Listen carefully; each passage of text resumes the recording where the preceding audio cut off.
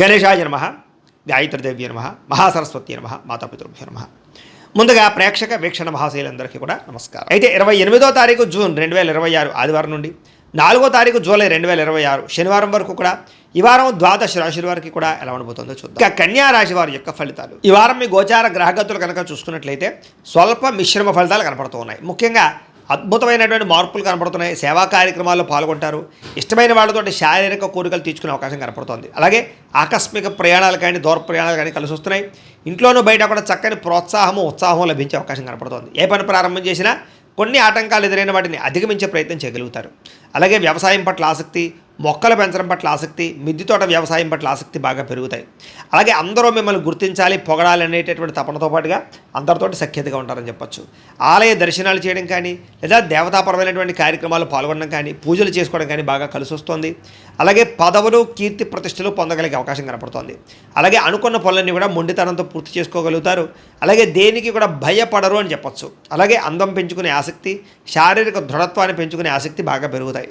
ముఖ్యమైనటువంటి వస్తువులు కానీ వాహనాలు కానీ కొనుగోలు చేయడానికి బాగా తాపత్రయపడతారు, ఖర్చులు పెడతారు. నిరుద్యోగులకి కోరుకున్న కంపెనీలో ఉద్యోగ అవకాశాలు కనపడుతున్నాయి.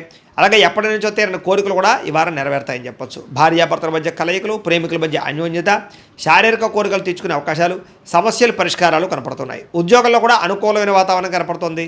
వాహన యోగం కానీ గృహయోగం కానీ కనపడుతుంది. కాబట్టి ఇల్లు కట్టాలనుకున్నా కొనాలనుకున్నా ప్రయత్నాలు ఈ వారం చేయొచ్చు.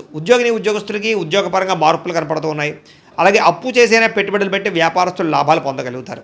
అవసరానికి సమయానికి డబ్బులు చేతికి అందుతాయని చెప్పొచ్చు. విద్యార్థులు కూడా గతంలో ఉన్న చెడు వ్యసనాలకు దూరంగా ఉండడం, సెల్ ఫోన్ గేమ్స్కి, ప్రేమ కలాపాలకి దూరంగా ఉండడంతో పాటుగా చదవాలన్న తపన పెరుగుతుంది, చదువుకున్నది గుర్తుంటుంది, పరీక్షలు బాగా రాయగలుగుతారు.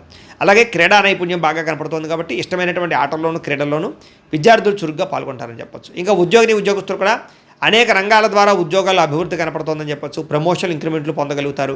ఉద్యోగ కార్యాలయాల్లో చర్చలు సమావేశాల్లో పాల్గొంటారు. మీ స్కిల్స్ని అందరికీ కూడా పరిచయం చేయగలుగుతారు. స్త్రీలకి అందం పట్ల ఆసక్తి, ప్రేమతత్వం, అందరినీ ఆకట్టుకునే కూడా బాగా కనపడుతున్నాయి. అయితే నమ్మక ద్రోహాలు ఉన్నాయి, జాగ్రత్తగా ఉండాలి. వ్యాపారస్తులు వ్యాపారపరంగా ఆశించిన దానికన్నా ధనప్రాప్తి కనపడుతోంది.